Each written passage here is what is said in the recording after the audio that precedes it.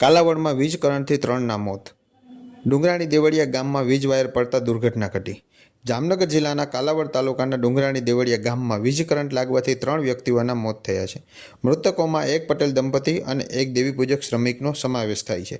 આ ઘટનાથી સમગ્ર વિસ્તારમાં શોક વ્યાપી ગયો છે. પ્રાથમિક માહિતી મુજબ કમોસમી વરસાદને કારણે પટેલ દંપતી પોતાના ઘરે મગફળી ભૂકાનું કામ કરી રહ્યું હતું.